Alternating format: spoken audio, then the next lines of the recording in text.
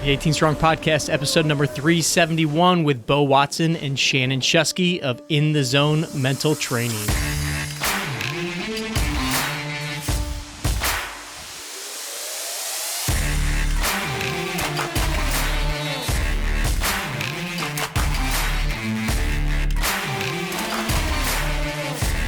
What's up, guys? Welcome back to the 18 Strong Podcast, where we're here to help you build a stronger game, because we believe every golfer deserves to play better longer. In this episode, we have Bo Watson and Shannon Shuskeey, the creators of the In the Zone Mental Training and the authors of the recent book, In the Zone Secrets. And today's episode is awesome because we've got the mental side, we've got the golf side. Bo's background is in golf instruction and is a high-level golf coach, and went through a period of time where he was a little frustrated with the game, ended up actually leaving the industry. But when he met Shannon Shuskeey, who is a mental game coach, performance coach, but really his background is in speed skating and working with speed skaters, but learned how to teach them and work with them on getting in the zone. When the two's paths crossed, they started to figure out that this could be a game changer for the game of golf. So in this episode, we go deep into visualization and what it looks like to really visualize to help your performance on the golf course, what it looks like when you step on the tee box, and what that mental rehearsal and work really should look like and ends up looking like if you're going to shoot lower scores. We also talk about how you can accelerate swing changes. Often we hear that, when you're working on the mental game, should you be looking at the shot or should you be looking at what your body's doing? So we talk about how working on your mental game and your visualization can actually help accelerate your swing changes and how you can drop your scores without physical practice. So we're going to go into depth on controlling the images that you see, controlling your emotions out on the course, and ultimately enjoying the game even more. You're going to really enjoy this episode with Bo and Shannon. Our partners over at Linksole have been providing us with the best apparel for both on the course and off the course, from polos to t-shirts like the one I have on right now. Everything that they have is meant to be worn from the golf course to wherever you're going next, whether that be casual, whether that be to the beach. There's all different options over there. So go to 18strong.com/Linksole. You'll get 20% off of anything in your cart over on Linksole's website. So again, 18strong.com/Linksole for our favorite brand of apparel for anything on the golf course and off. Now let's get to this week's interview. Bo Watson, Shannon Shuskeey, welcome to the 18 Strong Podcast. Well, thanks for having us. Yeah, thanks for having us. This is exciting. Absolutely. This is going to be an exciting one for me and our 18 Strong crew. I know, Bo, I kind of heard of you guys through your connection with Carl Morris and being on Carl's show, and Carl's one of our favorites over here at 18 Strong, and you guys did a great episode with him that I'm also going to encourage everybody to listen to, and we'll put that in the show notes. So I know that just by listening to that episode, going through your book, the philosophies are so aligned with what we believe here at 18 Strong, just as far as the intention of the game is really for us to really enjoy it. And I think that, obviously by playing better, you enjoy it more, but you guys go so much into the idea that, putting this intention into playing better allows you to really enjoy the game more. And it's about even bigger things than the game too. So first of all, I just want to kind of preface that to our audience that they're in for quite a ride here with you guys. I would love to start out with, and Bo, I'll kind of throw this at you. I'd love for you to start out with a little bit of the background of how you two met, because I think the story of your connection and where you were mentally in your career and everything, Bo, is really crucial to the story, and then how Shannon came in. Yeah, it's always a funny story to tell, because where I was is where I think a lot of people are kind of in their game right now, or have been at some point in their golfing journey. And so kind of give a little bit of a context behind that. In 2016, I actually stepped away from the game. Like, I closed down my golf school. I was a very successful golf coach up to that point. I've been blessed to learn under some of the best in the game, the who's who, so to speak. And mainly that's because of my relationship with David Orr. Those of you that aren't familiar with David Orr, David's considered the best putting coach in the world. Him and Phil Kenyon are kind of battling neck and neck for that title. But, the thing is, because of that relationship, because I was at school at Campbell and I fell in love with teaching a game. I left school, I opened my own golf school, and I'm having a lot of success. But the problem was, as a coach, I'm a type A type personality. Every person that comes and sees me, I want to help. And, kind of give you some background on our track record. We were averaging 4.7 shots dropped across handicaps for every student that we worked with on average in about a 6-month time span. So we were doing a little bit better than the industry average at the time. Golf Tech prides themselves on 7 strokes in a year. We're doing a little bit better than them. So I kind of like to say that and rub that a little bit in Nick Clearwater's face a little bit. Oh, yeah. But the thing is, at the end of the day, I still had, a few students coming to me and I couldn't help them. And the ones that I couldn't help, Jeff, were the ones that were like, hey, Bo, why is it that I always start terribly on the front side, but then I play amazing on the back? And it could be vice versa. I mean, it could be, they play really well, shoot like 36, 37, 35 on the front, and then they go to the backside and shoot 46, 48. And, some of them would have this trouble of getting to this one hole, and it's a negative habit loop. And that's like, no matter what they do, they always hit in the water. And it was those kind of students I didn't have an answer for. And I'll tell you, it came to a head in September of 2016. I'll never forget it. It's September. It's late in the evening. He's my last lesson of the night. And we basically had an honest conversation where I said, you know what, I can't help you. And the interesting thing about this one particular student was that on paper, strokes gain data. When we go out and do playing lessons together, we go out and play a few holes. The data is showing that he should be in the 70s. And even on top of that, when we do lessons and we're working on his game, ball striking wise, this guy should be a low single digit handicapper. But the issue was when you go and play in tournaments, it would be high 80s, low 90s every time he goes out and plays. And I don't have an answer. And we decided to part ways. Basically, I got fired that evening. And that was like the final straw for me, because it finally came to a head where I was so frustrated, not only not being able to help my students, but the biggest reason was because personally, as a player, I still had yet to overcome these obstacles in my own game. And then when I left that evening, I shut down the golf school. I started putting out resumes and I started applying to different jobs. And then I left the game of golf for good and had no intention of ever coming back into the game until 2 years later. I meet this guy, Shannon Shuskeey, at a dinner one night. And then, I got to say and be honest, my game changed, but then my life also changed as a result of it. And that's why I'm now here and loving what I do on a daily basis. So Shannon, if you could kind of pick up where you met Bo, I know you guys went out to dinner, I believe, and just kind of, and it had nothing to do with golf, right? No, absolutely. So, I was over the ministry team at our church, and I was leading a prayer class, and he was wanting to be on the ministry team and stuff like that. And so I wanted to go out just to get to know him. And what's crazy is you can't make this up. He was working at a place where I just quit probably about 2 years prior to that, or a year prior to that. And so I was like, okay, this is first and foremost, that's uncanny, but you can't make up the story of how we met. And because once we got there and at the restaurant, we were eating, and with how everything, we didn't even get to know each other. I was sharing with him the things that I've experienced when it comes to speed skating and being able to trigger my body to get in the zone on demand at the flip of the switch. And he was like, there's no way. And I was explaining to him where I was in my speed skating, how it literally transformed me as a competitor. For example, what happened with me was, my background, I played soccer, played semi-pro, so I was pretty fast with shoes on. But then you put skates on, what in the world was going on? It's a different monster that was out there, and I was getting last off the starting line every single time. Now, here's the thing. The team that I skated for, we had 22 national champions in the respective age group. So it was kind of like me going out against a who's who. I was like a 30-year-old, going against these kids.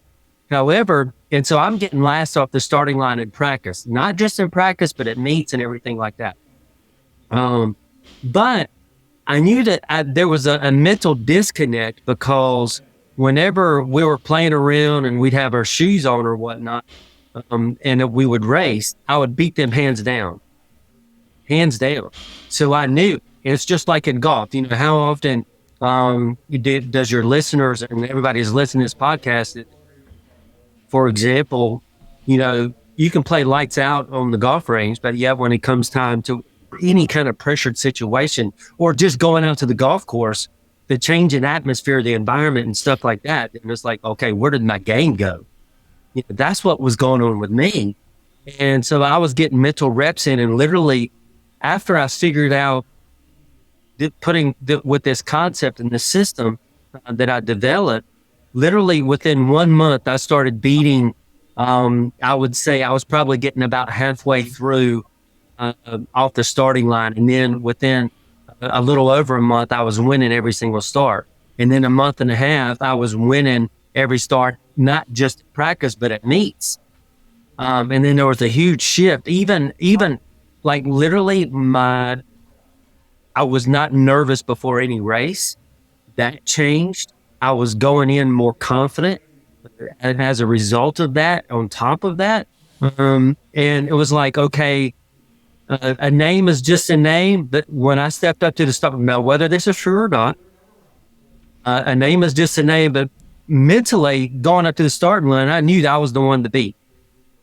Now, whether that was true or not, I mean, I would race world champions knowing that I wasn't, you know, on the same level as them, but mentally, a whole shift. And so I'm sharing with Bo on this system. I literally, we probably an hour and a half, and I'm sharing with him how to trigger his body and stuff like that. Now, his reaction was not what I thought was going to happen. And because he was laughing at me, he was like, "There's no way you can't do this. Not for the game of golf." And then he's laughing. He's like, "I'm going to go out and I'm going to prove you wrong." Right. And so then I was like, well, I pulled out my phone and I started showing him a few things. But now I'm going to transition. I'll let, you know, and by the way, not just me winning starts, I ended up becoming national champion and breaking the record in speed skating. And so that was a huge game changer for me. But then I'll let Bo kind of finish the story on what happened the rest of that night and then the next 2 months. Yeah, I'll say what everybody is probably thinking right now at this point, and that is, this is totally full of crap. And that's what I said to Shannon that night when he said, you know, I was able to get my speed skaters or trick their bodies into the zone. Now, to get some context for you guys, he had coached 142 national champions, 8 world champions, 2 Olympic medalists. Now, that's a Hall of Fame resume. And that's what prompted me to be like, well, that's amazing. Like, what did you do? And then that's when he dropped the bomb on me, so to speak. And he said, I was able to get my speed skaters, trick their bodies in the zone. And I literally laughed. And I still laugh because I feel like there is absolutely no way this could be true, because I said, look, from my own experience, you know, when I struggled in high school, and when I started, you know, doing everything under the sun, like getting, you know, training days, reading all the books and living on Golf Channel Academy Live, and I'm trying to do everything I can to get the edge in my own swing, you know, again, kind of falling into the trap of the search for the perfect swing. And unfortunately, that made me worse. And then as a result, it sidetracked me to a point where I thought everything was mental. So I read all the mental game books out there, and you name it, I've read it. And I read those outside of the game of golf. And I said, Shannon, you realize that sports psychologists and these authors have all said what the zone looks like, but nobody has ever found a step-by-step process on how to get there. And you're telling me that you figured that process out. And he said, yes. And I said, I still don't believe you. And it was at that point when Shannon, you know, said earlier, he pulled out his phone and he starts like going through and he's finding these text messages of all of his world champions, the Olympic medalists that he coached, and these other national record holders. And they're all saying the same thing, Jeff, custom trigger, custom trigger, custom trigger. And I said, you know, okay, this may work for speed skating, but I said, Jeff, it's not going to work for golf. I said, there's no way. And he kind of pushed me a little bit further, and then he walked me through an exercise, and we can get through that in a second. But it really opened my eyes, and I said, all right, this may work. And I said, Shannon, if this does work, this is going to change a game of golf overnight. And I said, you know what? I'm the best prime candidate that could prove this if it does work for golf. And I said, here's why. I said, I haven't touched a club in 2 years, haven't played around in 2 years, and nor do I even really have a desire. But this is intriguing enough to where I will come out and go and play and see if this thing actually works or not. And I said, here's what I'm going to do. I'll take what you're going to teach me. I'm not going to practice. I'm not even going to go to the range. I'm only going to go straight to the first tee. I might hit a few putts on the day of the time I'm playing, and that's it. That's what I did. 8 rounds in the second half of 2018. I go 6 out of the 8 rounds under par. I go from an index before of a 2.4 to plus 1.7 within that same time frame. And the rest is history. We've done some amazing things ever since. But yeah, that's kind of a quick runaround of how we came together. I mean, it's such an incredible story, and I love hearing it again, and just like, I can only picture you sitting at that dinner table, just kind of like laughing, like, yeah, okay, this guy, and then he starts rattling off, like who he's worked with, and you start to see those, and then it's kind of like, okay, but you were saying that you thought it'd be different from golf because golf is so different from other sports, right? And so Shannon, first I want to ask you, it sounds like you first kind of figured this out for yourself and started to implement it into your own practice speed skating, into your own endeavors athletically, then started to teach it. What, where did the shift come from, or what is that missing ingredient that so many other coaches have not been able to put their finger on that you were able to just kind of inherently figure out for yourself? So what's interesting is, it's funny because this is even mind blowing to me because all the books that I read up to that point, I was doing it plumb wrong than what they were saying. But it actually goes down to when Psychology 101, I actually took that in college. And if anybody's ever taken that as an elective or as a psychologist, we've worked with doctors, psychologists, and stuff like that too. They've heard of Pavlov's dogs, and which is there. So in the study with Pavlov's dogs, there would be a light or a buzzer, a sound or anything like that, and then what would happen is food would drop out for the dog to eat. And then what happened is they noticed two different things in classical conditioning. They noticed the behavior of the dog, but then also salivating. We hear a lot about the salivation part of it, but we don't really necessarily talk about the behavior. And everybody that has a dog can do this. As soon as you get food out, what's going on? The dog starts jumping around and starts going in circles and stuff like that, right? That's the behavior, but also the salivation that was going on with the dog.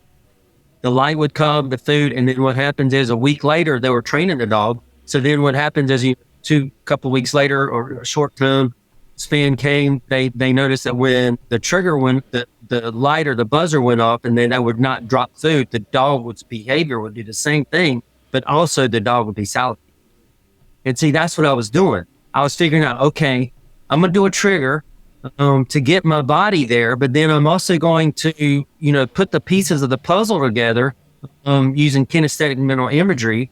And where at the time I didn't know anything about kinesthetic mental imagery. It just so happened that the definition of it actually is exactly what I was doing, right? And so the important thing is, like when you're doing mental imagery, you have to have all your 5 senses activated. I mean, at a high level, you want to be attention to detail. Like, for example, if the wind is blowing, can you feel the wind? And not just that, the sights, what are you seeing? Can you see the dimples in the ball? Can you hear, when you swing your club, going to hit it, and stuff like that. So then that's what I was doing with my mental imagery was I was making it so real, getting all 5 senses involved. But however, I like to use it this way. When it comes to mental imagery, there's actually 7 senses, and getting 7 senses involved. And the reason why I say that is because number one, you got to have limb movement, your hand, your arms, your body movement going into it. You got to feel it. You got to do it. And matter of fact, the more that you do it, matter of fact, there's been numerous studies when people have been hooked up with electrodes and EMGs and stuff like that. And when you're doing mental imagery, the ones that are making it real, they actually, their muscles are twitching, they're firing and stuff like that. But then also that the seventh sense is adding emotion to it, because your emotion can change how focused you get, how dialed in that you can get. For example, making the target feel like a magnet pulling you to it. You know what I'm saying? Where it's almost like, okay, even though aim small, miss small, but it seems like that target is huge because you're just so dialed and locked into it. And so that's what I was doing. I was getting those three pieces: the trigger with the emotion and the mental imagery in there. So then when it came time for me to perform, I was doing it. So that's what I was sharing with Bo that night. But I was going step by step on how to do it. And so that was basically a long answer to your question there. No, that's great. And I want to get as much as we can out of this short time that we have together, so we can give some people some actionable steps. And then obviously, we can't put a whole book in an episode, so then they'll want to go get the book and dissect every single piece. But you talk about kinesthetic mental imagery and psychoneuromuscular imagery. It's psychoneuromuscular training. And I want to kind of break those down a little bit. But what's the difference between kinesthetic mental imagery and mental imagery? You guys make a distinction in the book, because I think that most of us hear about visualization, and like you just said, we picture what we're trying to do, and I think we've all tried this as golfers, but you guys go into so much more detail about those kind of things. But can you differentiate really between kinesthetic and mental? Is that simply bringing in the emotion and the movement, adding those pieces? 100%. Mental imagery is in its most basic form, it's just simply just seeing things. Like, there's no emotion that's attached to it. It's just, I would say, visualization 101, kind of like what most people are doing on a very basic level that they've been taught. I'm a big fan of Vision 54, what Len and P have done. And so when the people are standing back in a think visualization box, I think the simplest way to describe what mental imagery versus kinesthetic mental imagery is mental imagery is you're just simply just close your eyes and you're just seeing the shot. Like, there's nothing else that's really attached to it. Kinesthetic mental imagery is where you're taking it to a totally different level, meaning you're now putting in all of the awareness, what you're hearing, what you're seeing.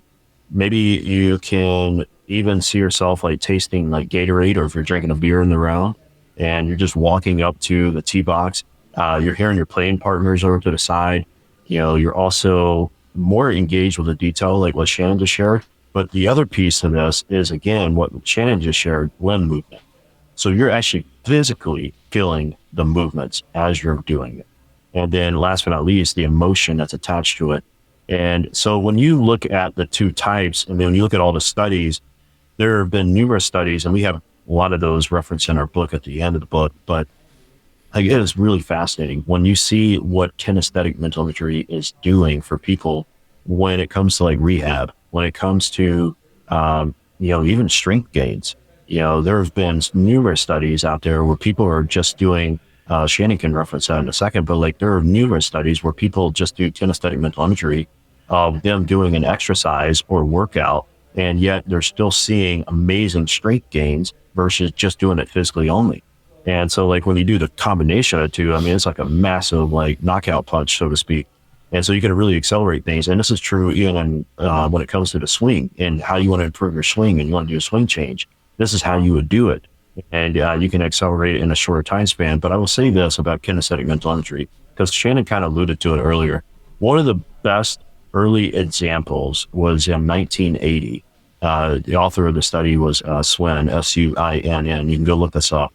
And what was so cool about this study is they studied an Olympic downhill skier. And what they did was they had him, actually physically go out and do the actual training of the course where he was running down the slopes and everything. And they had his muscles hooked up. And so they're measuring off the EKG, I think is what it was called, and they're seeing the muscle activity. But then they sat him down and he is physically sitting completely still. And they're having him go through the course in his mind, and he's engaging all the sensors. And what was fascinating is that his muscles were actually firing at an even higher level than when he was doing it physically. Whoa. So that was one of the big, I guess you would say, hallmark studies that kind of like got a lot of other people on board. And so like, this has been a big, heavily researched topic over the last like 40 years since that one study came out. And it's been really fascinating. People go down a rabbit hole really quick when you get on the kinesthetic mental imagery. Yeah. So Shannon, when you're talking about the kinesthetic and feeling the limbs moving, you're not actually standing up and like practicing a swing. You're literally just trying to tap into the feelings that you would have when you're out there. Is that correct? Yeah, absolutely. However, what we want to do is because, for example, a beginner, when it comes to doing mental imagery, what we would have them do is physically do a swing and then do mental imagery of that swing and go back and forth. So then that way you're getting the feeling of it dialed in, right? Because it's fresh on your mind. You know, we always say when you're going out, you know, when you're on the golf course, you're doing your swing twice. You're playing the round at least twice. It's sometimes 3 times or 4 times. You're not just once, because mentally you're rehearsing it over different shots over and over again in your head. And so that's one of the things that we're doing when it comes to that. Like, and then there's levels of mental imagery that we actually talk about in the book. We call them 5 levels of mental imagery. And that's the basic level is, and elementary preschool level is, all right, let's get the feeling dialed in. And that's how you get it done. Like you can go out to the range, for example, get your balls there, go through your pre-shot routine, hit the ball, and then do mental imagery of what that felt like. And then just keep alternating back and forth, and then do more mental imagery going in there. So then you're actually feeling it. But then when you get your mental reps away from the course, see, that's where all your gains are. A lot of people think that their gains are on the golf course. No, that's like taking your test, right? You're getting everything away from the golf course before you even get there. Because if you wait till you get there, it's too late. Your body's going to react to what we're saying here. So you got to get your reps away from the course. It's just like, you know, going to the gym. You know, if somebody's trying to lose weight, they go to the gym, you know, and then they come home and then they look in the mirror. They're like, whoa, nothing happened. I'm done. No, that's not how it works, right? You have to give your body time to start reacting to it by going to your mental gym and getting those reps in and getting the feeling of that swing. Not just that, because here's the thing. Your driver is going to feel a lot different than your putter. So you got to get them all dialed in, not just one. And it takes some work, don't get me wrong. But here's the thing. Is it hard work? Absolutely not. It's actually pretty easy. You know, you're not going out and breaking sweat and, you know, suffering when you're doing it. It's easy work, but you just got to get the work done. So you mentioned, you know, there's different levels of this, and obviously we start at the beginning level, and most people have tried to go and visualize, right? I think we've all been there. And I would say that one of the big dilemmas that people come into is, well, am I visualizing the shot, or am I visualizing internally what my body's trying to do? And I know we've had, you know, Carl and Gary on the show, and they talk a lot about, well, does the shot create the swing? Does the swing create the shot? Is it internal focus? Is it external focus? Bo, I'm going to lead this one to you. How do we differentiate where that focus is? Is it both? Is one helping to foster the other? And what direction do you give people when they're kind of stuck between, I don't know, am I working on me, or am I working on what that shot looks like? Yeah, it's a fantastic question. And it really depends on where the player is and their journey and where they're at in the system. So like one thing that we always want to get a player to is ultimate, what we call caveman golf. We know our best performances are going to come from caveman golf. So what does that look like? It's see target, see ball, hit ball. That would be basically a caveman's approach to playing golf at a high level. And you know what's funny? Every time I have a conversation with a golfer in our community, you know the common denominator I always hear from every single one of them when they tell me like their best round was, or their lifetime low round? The common denominator across every single one of them was, I was in the zone. I was in flow state. Okay, well, let's go down a little bit deeper. Did you have swing thoughts throughout the round? You know what every single one of them said? No, I did not. And then I go and press a little bit deeper. I'll say, what was your main focus? My target. And that's why, like, one of the most important things that people can write down and always remember is where your attention goes, energy flows. And there are so many studies out there in multiple different sports that have backed up this idea that even though your technique could be off, for an example, but if you intuitively know that this is your target, your body will compensate in a way to get a ball, whatever sport it is, from point A to point B. And I mean, they've done it in so many different studies and so many different sports, but it's true for golf too, which is why, like, yes, working on your swing is important. You'll never hear me say that technique is not important. It is. But at the same time, there's got to be a healthy balance. And unfortunately, and I think this is what will help a lot of people listening to us and give me a little bit more context behind why what we're teaching is so powerful, is because unfortunately, over the last 50, 60 years, this game has gotten this unhealthy pursuit of the search for the perfect swing. And that's not the answer.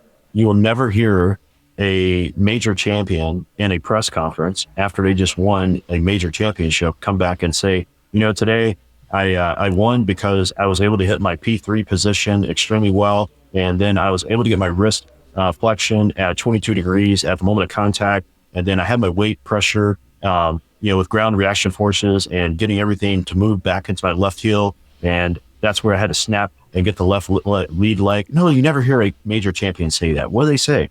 They said, I was really dialed in. I could see my shot clearly today. And it's all those things. Even when you look at basketball, for example, you'll never hear, Kobe Bryant, late Kobe, say, yeah, I was able to get my knees bent at 24 degrees at the moment of my release. And then I felt my pressure go back to my right heel when I actually landed. And I knew that was my way of making shots. No, it's always like I saw the shot. And anybody that's ever shot basketball, you know that if you think about mechanics, you'll be lucky to hit the backboard or much less hit the rim at all. But when you shoot your best, it's always because you had a clear vision of the arc of the approach of the ball going into the hoop and where you want it to go in at a certain angle. That's where you shoot your best. And so when you look at this game, unfortunately, yes, it is the hardest sport in the world, which is why I had the argument with Shannon early on when we were at dinner that night and why I said this couldn't work. But what's fascinating is over the last 2 years, I've been on a lot of research. And so to kind of give context to everything we're doing, for those of you that are very scientific minded and still skeptical, this is a system that is a blend of classical conditioning and what's called operant conditioning. So it is psychomuscular training. It is blending a custom trigger with the CPR, kinesthetic mental imagery. There you go. Those are pieces. But I want to go back to why this game has gotten away from its roots. When you look at the best players in the game, Sam Snead, Tiger Woods, Phil Mickelson, Ben Hogan, and then Jack Nicklaus, and Mickey Wright on the LPGA Tour side of things. But I want to just focus on these four players just for a second. Sam Snead, Ben Hogan, they both shared the same coach. Who was that coach? Henry Pickard. Jack Nicklaus, first childhood coach. His name was Jack Grout. Now, Mickey Wright worked with a coach named Harry Pressler. All right, those are the three coaches: Harry Pressler, Henry Pickard, Jack Grout. Who was all three of their coaches' mentor? His name was Alex Morrison. Now, who is this Alex Morrison guy? When you do research, you find out this Alex Morrison guy was actually way ahead of his time. And honestly, we hope our work is actually paying a tribute to him, because he was actually the godfather of the one that wrote the book in 1940 called Better Golf Without Practice. And if I'm not mistaken, Harvey Pinnock said Alex Morrison was one of the absolute best swings he'd ever seen in person. And that's amazing when you consider all the people that he's been around, right? Now, here's the thing about Alex Morrison.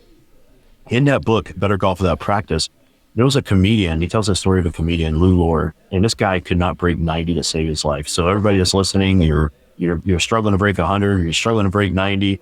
Well, you may want to pay attention to this part right here, because Lou Lore tried everything under the sun, could not break 90 to save his life, and finally comes to Alex Morrison and he said, hey, I need help. What does Alex do? The total opposite of what everybody else does in this game. He didn't go get training aids. He didn't go and do full, so many hours of physical practice and do lessons physically on the range. No, what does Alex do? He sets them down in a chair, and over the next 2 weeks, all they do is basically kinesthetic mental imagery of him rehearsing what Alex's system is called the 5 Morrison swing keys. That's all they did, plus while actually playing around in his mind. Now, what's interesting is Lou Lore goes out his first round back, and he actually shoots 87. Now, here's what's crazy about that. Let's go back to Sam Snead. those of you that are Bob Rotella fans, and Jeff, I don't know if you ever read Sure. Bob Rotella books. Did you ever read the Golfer's Mind, that particular book? I don't know if I read that one. I read Golf's Not a Game of Perfect and Yeah, a it's a couple of the other classic. ones. Yeah. Yeah, so in the Golfer's Mind book, in chapter 2, this is so fascinating to me. Bob Rotella is giving a seminar that can make or break his career. And he details it pretty bluntly, so to speak. Because he said if Sam Snead gets up and says, this guy's a crook, you shouldn't listen to him, Bob Rotella's career would have ended right then and there in the game of golf. All right? That's what was on the line for him. Now, he is nervous because Sam Snead does stand up after he gives his talk. But what comes out of Sam's mouth was actually shocking to everybody in the room. Sam says, we need to listen to this young man because he has a lot of truth of what he just shared. And what was interesting is what Sam shares next. He said, the reason why I was so successful in my career was because the night before I would play my rounds, I would visualize it and do mental imagery of what I would see my perfect shots for the next day's round. He said, I'd fall asleep between like hole 10 and 14, wake up the next day, feel great, go through my normal routine, and I go and play a great round. And what's so crazy about that is that he's tied with Tiger with the all-time PGA Tour wins. Now, why did I say Tiger? Tiger in an early 2000s clinic, and it's also in his book, Tiger shared something that was really, really interesting, and it's the key to why he has made some of the most iconic putts on Sunday final round in majors and some of these events that he's won over the course of his career. He said, on the outside, it looks like I'm calm and collected, but on the inside, I'm extremely nervous, like when the pressure's on. Now, we would think that would be totally, untrue, right? But this is what Tiger said. And he said, when I'm nervous, when I'm going through these putts, this is what I do. And he's walking everybody through it. And he said, when I'm standing to the side of the ball, I'll look. And then what I'm doing is I'm taking a picture. So if you go back to those old like Polaroids, those little click pictures, right? Cameras. And that's what he's doing. And he's like, I'm looking, I'm taking a picture. And then I get up over the ball. I'll take another look. I'll take a picture. And then he said, I'll take one final look. I'll take a picture. And then he'll say, all right, Tiger, let's putt to the picture like Papa used to say. And that's what is basically, that's mental imagery right there. And that's a big key to why he's made some of the most amazing putts over the course of his career. That's unbelievable. Let's take a second to thank our sponsors over at First Form. And this week, I want to highlight their Formula One post-workout protein shake. I use this thing pretty much every day after my workouts because, let's face it, being here in the gym, working all the time with clients, putting on a podcast, it can sometimes be tough to get my protein in on a regular basis. And so I know that with the post-workout shake, the Formula One, first of all, it's fast acting. So right after your workout is a great time to get your protein in to help build your muscles, get yourself stronger, and repair what you've done in the gym. But also, if you don't know if you're gonna be able to get your protein in your regular meals, it's just a great way to make sure that you're supplementing and hitting those marks. So be sure to go over to firstform.com/18strong to get your First Form Formula One protein shake. And everyone that enters through that link is gonna be put into a drawing every single month for free First Form products. So again, go over to firstform.com/18strong. You talked about how with the game of golf being different than other sports and we don't focus on the techniques when we're basketball players. And Shannon, I know you have a background in soccer. I played a lot of soccer growing up. And I always go back to that, or even baseball. Like, you never think about if you get hit a ground ball and you're at shortstop, what does it take to throw the ball to first base, right? Versus if you were in center field and still had to throw it to second base. Like, you're never making calculations in your head. Or I always find it amazing that even if I'm going out and messing around with my son's soccer team and helping coach, and I hit a pass and I put it right to a kid's foot that's like running down the line, I'm like, how do I still know how to do that? Like, and don't get me wrong, it doesn't happen all the time. But you do that and you're like, why is golf not like that for most of us? But you're saying that that's really what you're teaching it to be by implementing a lot of these techniques and these tactics of mentally rehearsing. Shannon, what does it look like when we're actually on the golf course? So we've talked a little bit about, like some of the training off the course, but Bo mentioned the custom trigger earlier. And I know that, when we're on the course, how do we then take some of this and what does it look like when we're physically implementing day of game day, you're standing on the tee box? And so standing on the tee box, first there's several types of imagery that you do. What I mean is one is you want to see your shot pattern, how it's going to go, the trajectory and stuff like that. But then you want to do your mental imagery before, matter of fact, Jason, I believe it's Jason Day. He was notorious back when he was PGA champion. It was obvious. He's there holding his club. He's got his eyes shut and he's going through his mental imagery.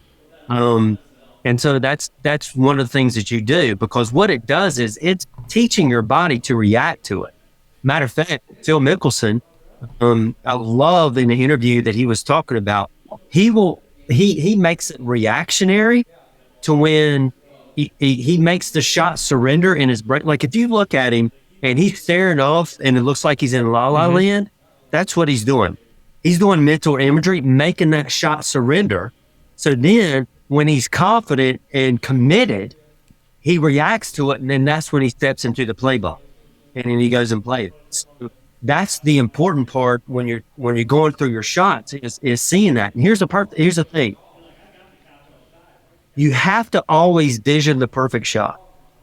You don't want to envision a bad shot, because what you're doing is you are programming your brain and wiring your brain to perform negatively.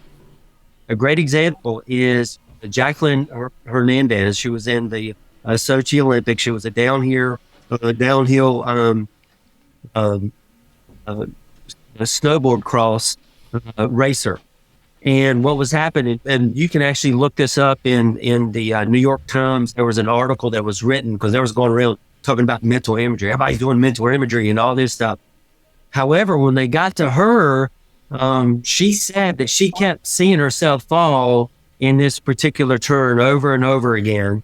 And then what happens is she's setting herself up as like a self-fulfilling prophecy. But here's the thing. She's training her mind and body to react that way going into that turn, which she got to do. So here she is. She's going down. She's making it. She's taking her turn, going down the hill. And as she gets to that turn, guess what? Her muscles start reacting the way that she's programmed it to do so many times before going into it, where what happens is she starts feeling shaky. She starts, oh no, here's that turn. Mentally, she's dreading going into that turn because she's done it so many times negatively and she's fallen. Well, then unfortunately, I hate that this happened. She actually fell, and then she actually got knocked unconscious, and they had to carry her off because of it. Now that is like an extreme example of it, but just think in golf that's different. It's you're shaking the ball, you're topping the ball, you're doing this. You know what I'm saying? So you want to actually visualize the perfect shot. But here's the thing: you can visualize coming out of a bad situation going into a good situation. So this is the thing, like when you're doing, for all the listeners going through your mental imagery, don't just think about you're hitting the perfect shot off the perfect line every single time. No, your limitation is in your imagination. What kind of lie are you in? Are you in a bad rut, deep grass? Are you hitting it off of near a root or something like that? You know what I'm saying? Where there's all these, things that can actually take place, but then you're actually performing the shot perfectly, seeing the shot shape, and also as it reading it. That's the other thing too, is like when you answer your question again coming up, visualize the perfect shot where it goes to the exact place where you want it to go every single time. And then that way, when you're stepping in, number one, you're going to be a lot more committed. You're going to be a lot more confident going into your shot. But then you got to trust your athleticism when it comes out, when you address the ball. That's what Bo was talking about, caveman golf. That's what it is. It's the less thoughts that's going in your brain, and literally trust your athleticism to pull off that shot that you just visualized. Yeah, I'm picturing standing on the tee box, and we've all got a hole that we kind of dread, or we've hit a couple bad shots, and we've got these mental images of letting that ball fly out to the right and drop into the water or whatnot.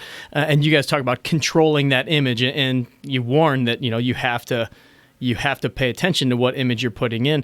What if we find ourselves stuck on that though? Like we are we know, like, okay, the second hole at Boone Valley has water on the right. That second shot is daunting, and I've seen my ball go in there a couple of times, right? So how do we stop perseverating on that image and break ourselves out of that chain, even though, okay, you're staying over the ball. All right. I think we also don't go in the water, don't go in the water. And so it's focus on putting it on the green, but how do we really break that?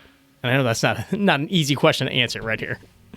No, that's where we have to we have to visit with two things. One, we have to mind map the negative habit. So like when we see a pattern, this is why journaling is so powerful.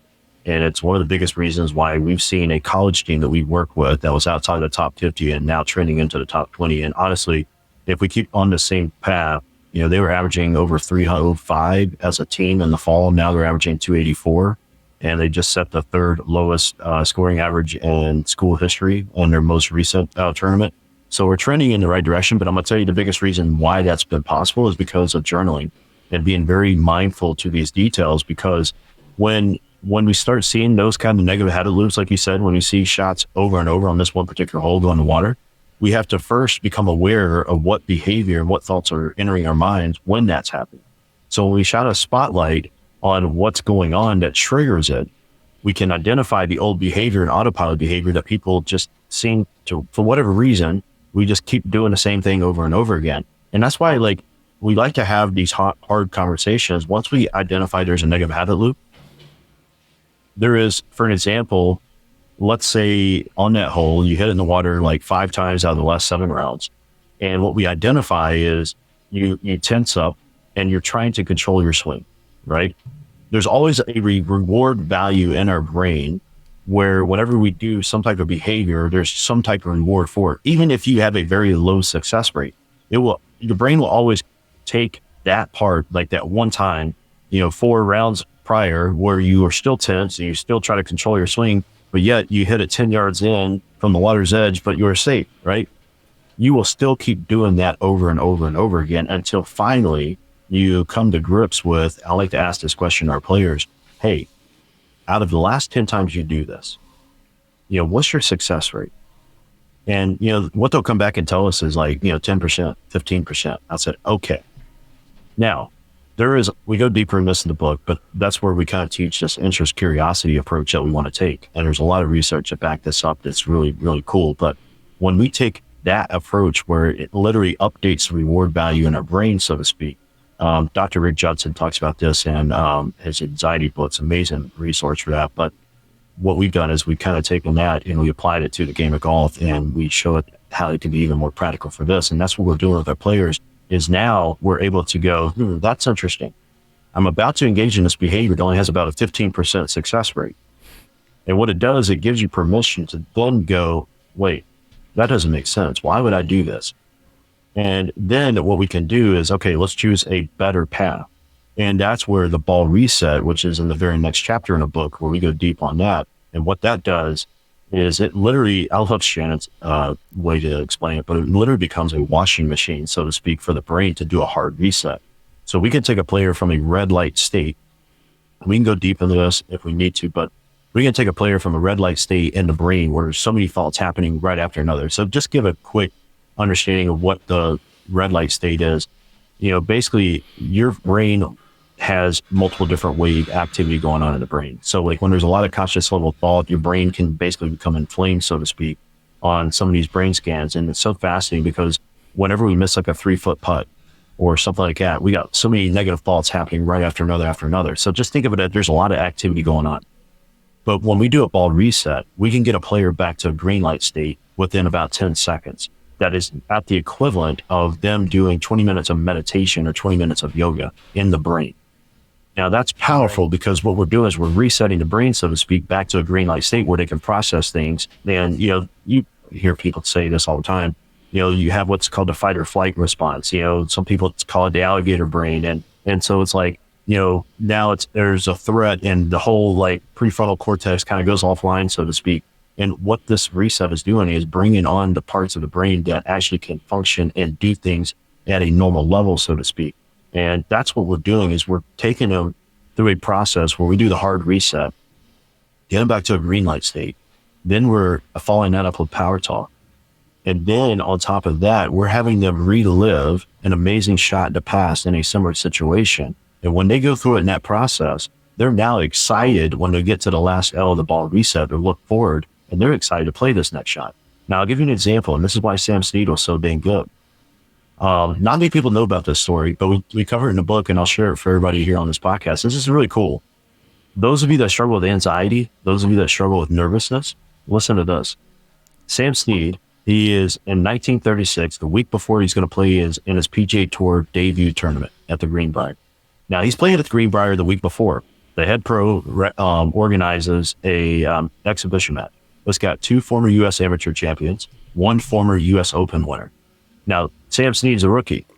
Now, word gets out. There's so many people coming to watch this match. And so there is a ton of people that's surrounding the first tee. Sam's turn. Sam gets up. He is so nervous. He is having to use both hands to steady the ball on the tee. Like, can you imagine?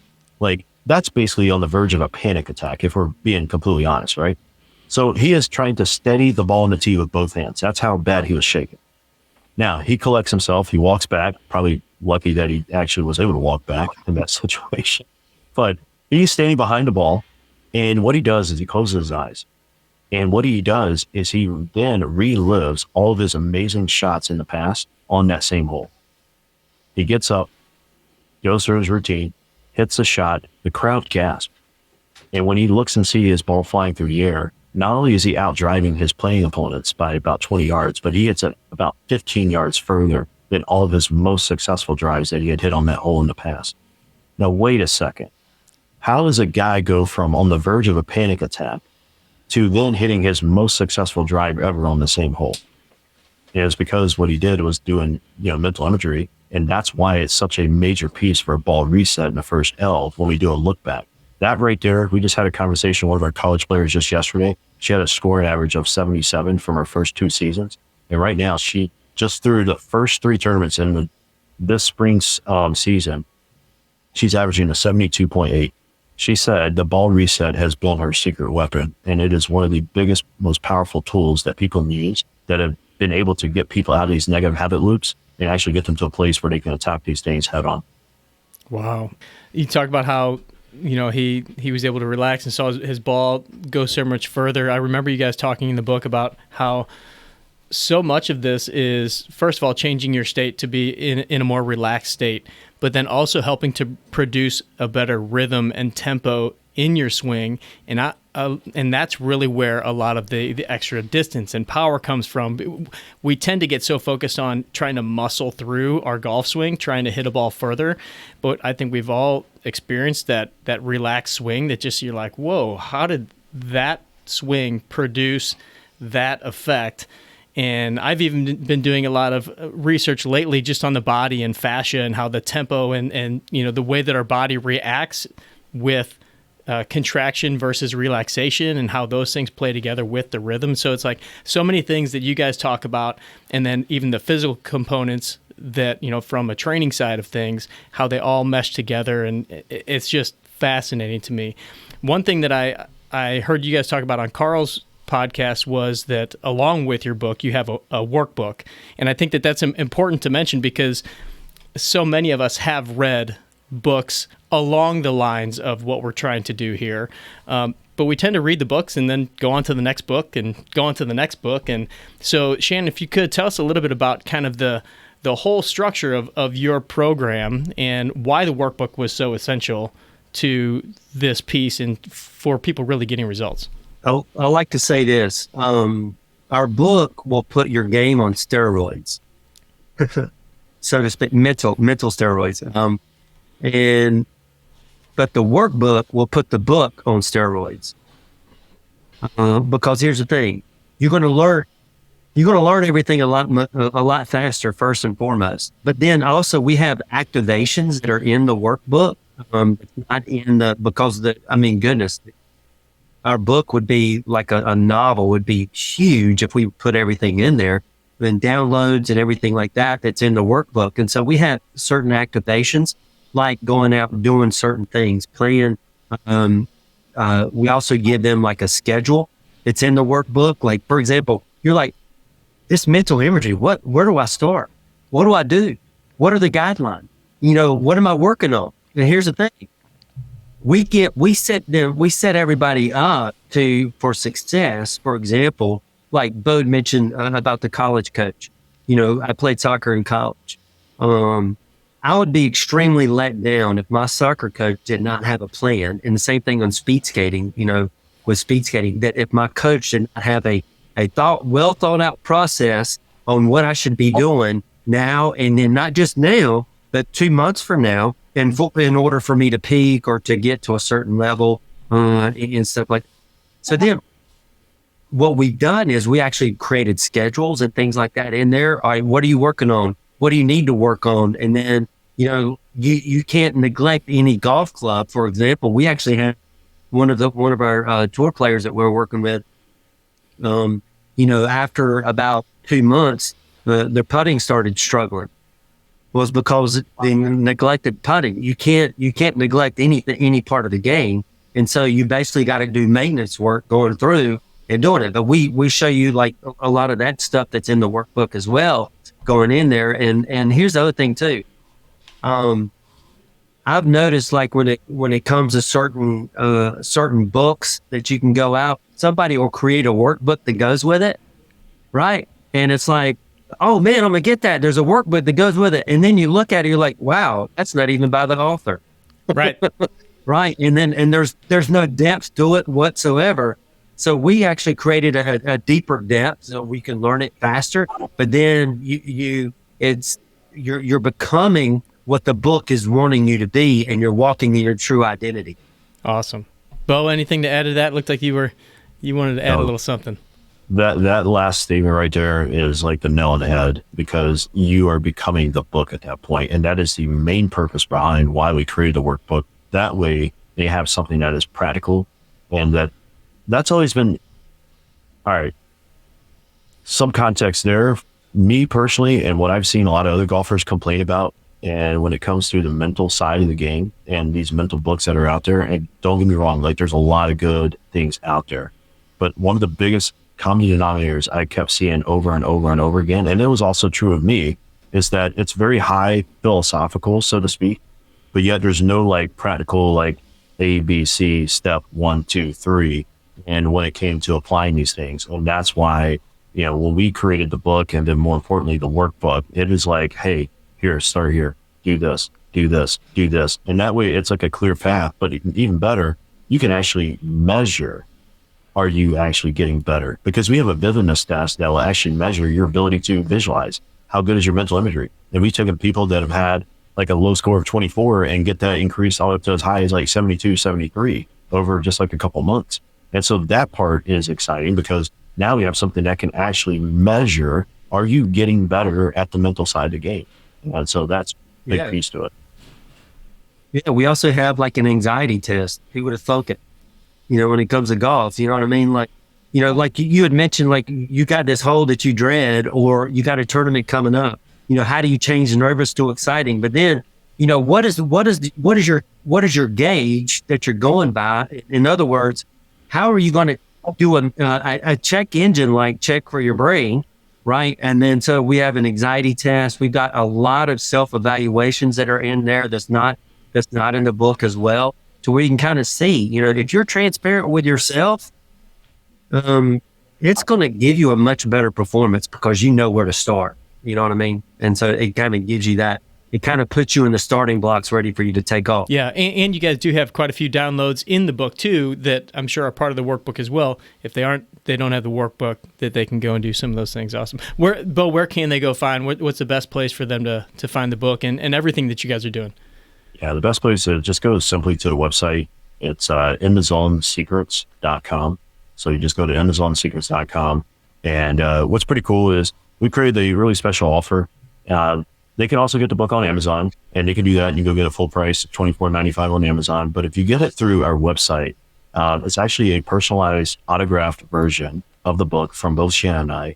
And we're basically buying the book for you. All you have to do is just pay shipping and handling, and it's only $9.95 for that, and we will send it out personalized signed copy, and there's a couple other bonuses there too. So, yeah, you can get the book at either location, but if you go to our website, it's endthezonsecrets.com. Okay, awesome. And we'll make sure that all that's linked up in the show notes and everything. Fellas, there's so much in this book. Obviously, people are going to want to go and grab this and dig in a lot more after our conversation. There's so many different avenues we could go down here, but unfortunately, we don't have the time to do that. So we're going to finish up with the questions we ask everybody that comes on the show. Have a little fun with you fellas. Shannon, I'll throw this one out to you first. Caddyshack or Happy Gilmore? Oh man, that's tough. I would say probably Happy Gilmore, just because of that. I've dealt with some of that stuff, and the mental aspect of it, we can overcome. So, how about you, Bo? Yeah, I thought about that. It's definitely Happy Gilmore, although it's such a close tie. It's just so funny. It is funny. All right, Bo, if you could pick a walk-up song to the first tee box, what are you picking? I still cannot figure out the name of the song, but it's the most popular Darude Sandstorm. That's what it was. Okay. Shannon? So it's by a Christian rap artist. His name is Andy Mineo. It's called You Can't Stop Me. I like to And then he also had one that actually has been in a lot of commercials, and it's called Coming In Hot. Okay. Awesome. All right, Shannon, what's a book that you would recommend to the listeners? Doesn't have to be golf, doesn't have to be anything related to what we've even talked about today, but something that means a lot to you that you tend to share with people that has made a big difference in your life. I would say The Power of One More by Ed Mylett.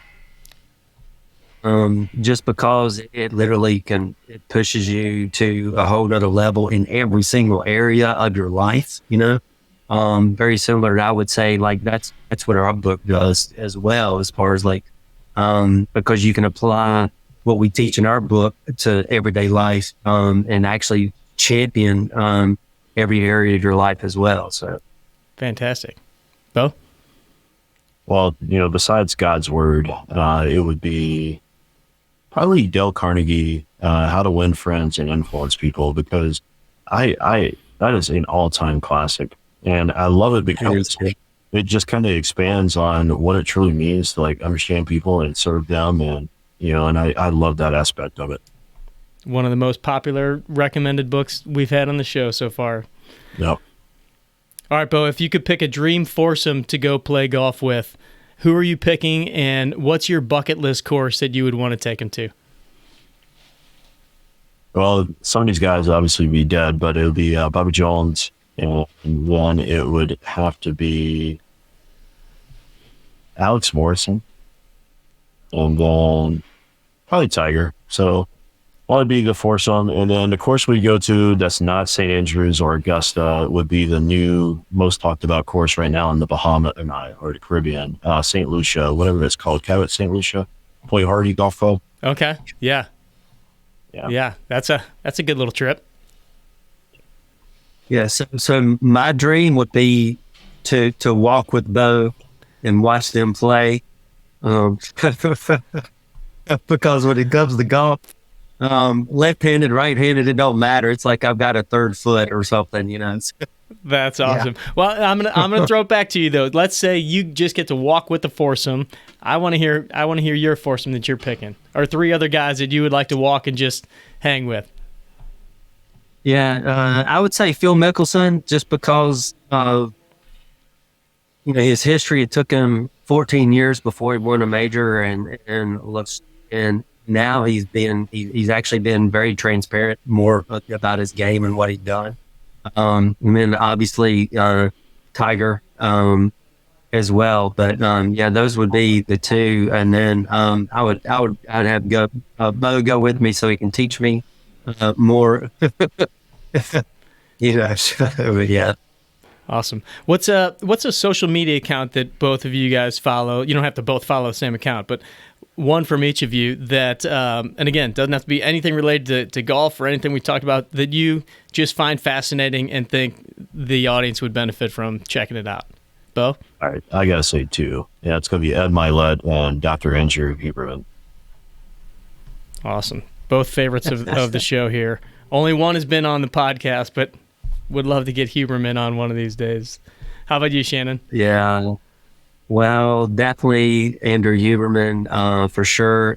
Matter of fact, a lot of our studies came from his, that's in our book that came out of Stanford. And basically some of the stuff that, like we talked about mental imagery, and just the basics of mental imagery, just kind of getting back onto that and getting at least 50 reps in, no longer than 20 seconds. That came from studies out of his out of Stanford and stuff like that. But definitely, when it comes to that, I would say both Ed Milet and then Andrew Huberman.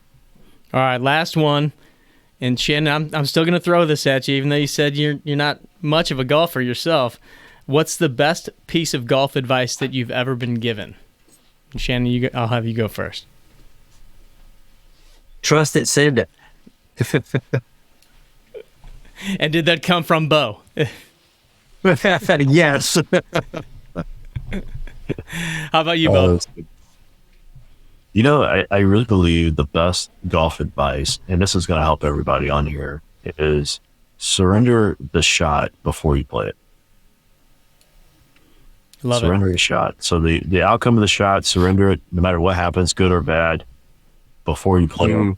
Man, you can just move forward much faster.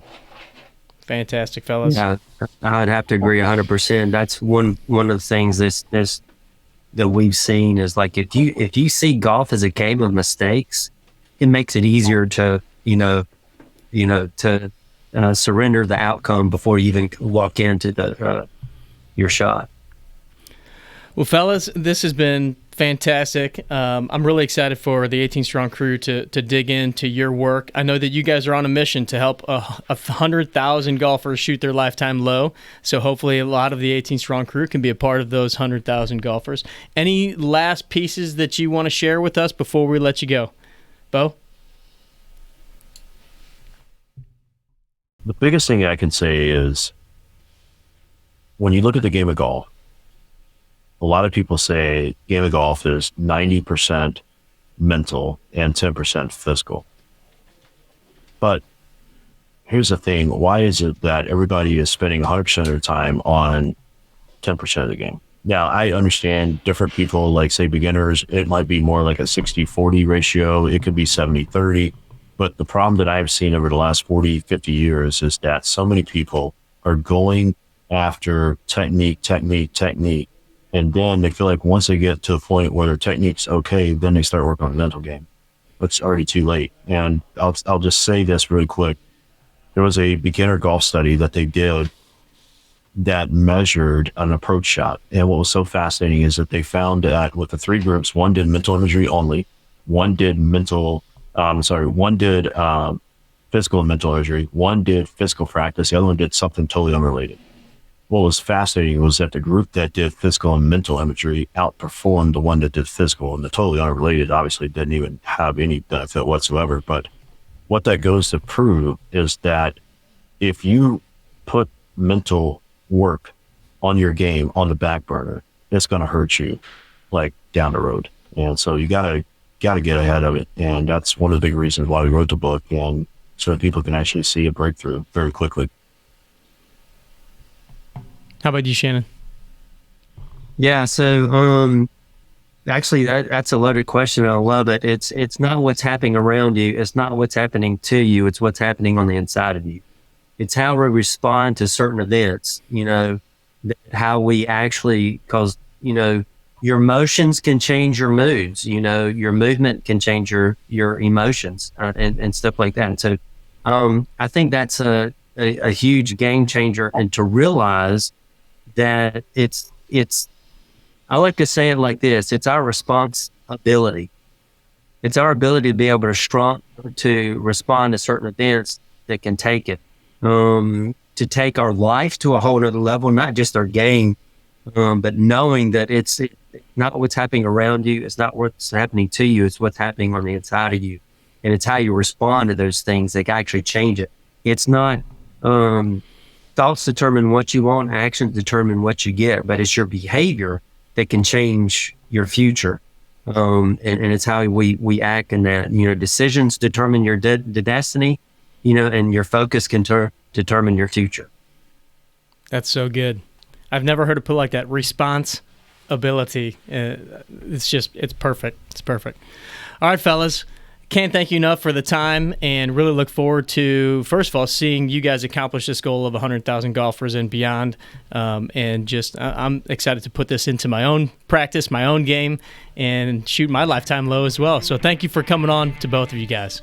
Absolutely. Thanks for having us, Joe. Yeah. Thanks for listening to the 18 Strong podcast. And if you found this episode helpful, don't forget to share it with your friends. And of course, go follow us over on Instagram at 18 Strong. Thanks again. We'll catch up with you next week. Train hard, practice smart, and play better golf.